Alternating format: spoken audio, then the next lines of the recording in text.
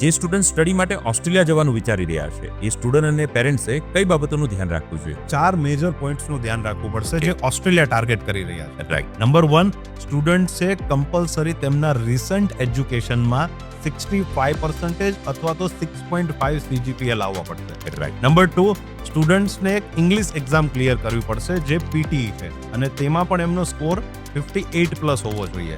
Number 3, જે major point છે parents માટે, કે પેરેન્ટ્સે તેમના જે ઇન્કમ ટેક્સ રિટર્ન જે ITR ભરે છે એ ITR પેરેન્ટ્સના એટલે કે સ્પોન્સરના બંનેના મળીને 15 થી 16 લાખ પ્લસ હોવા જોઈએ.